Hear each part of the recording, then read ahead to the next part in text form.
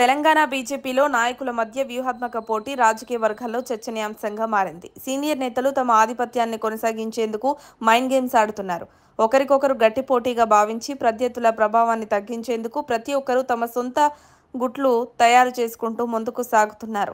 తాజా సంఘటనలు చూస్తే పార్టీ నేతలు ఇతర నేతల జిల్లాలో సొంత బలగాలను సిద్ధం చేసుకుంటున్నట్టు తెలుస్తోంది. ఇందులో భాగంగా పలువురు నాయకులు తమ అనుచరులను స్థానిక స్థాయిలో ముఖ్యమైన పదవుల్లో నిలబెట్టే ప్రయత్నాలు చేస్తున్నారు.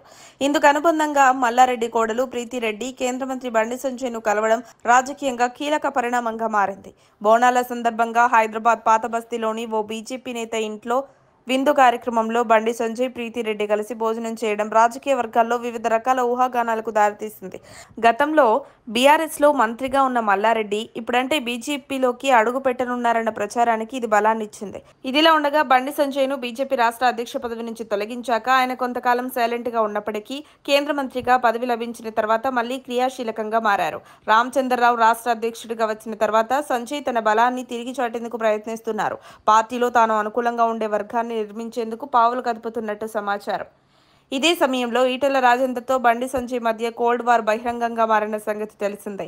మల్లారెడ్డి కుటుంబాన్ని బీజేపీలోకి ఆహ్వానించడం ఈటెలపై చెక్ వేసే వ్యూహంగా చూస్తున్నారు రాజకీయ విశ్లేషకులు. ఈటెల బలాన్ని తగ్గించేందుకు ఈ మార్గాన్ని ఎంచుకున్నారని రాజకీయ గాలి చల్లబడ్డం లేదు. ఇక మరోవైపు రఘునందన్ రావు, ధర్మపురి అరవింద్ లాంటి నేతలు కూడా బీజేపీ రాష్ట్ర అధ్యక్ష పదవిపై కన్నేసి ఉన్నారు. పదవి రాకపోవడంతో ఇద్దరు సామర్థ్యాన్ని నిరూపించుకునేందుకు తమ వర్గ బలం పెంచుకునే పనిలో ఉన్నారు. మొత్తానికి బీజేపీలో పదవుల కోసం ప్రత్యర్థుల ప్రభావాన్ని తగ్గించేందుకు నాయకుల మధ్య మైండ్ గేమ్స్ ఉత్కంఠ రేపుతున్నాయి.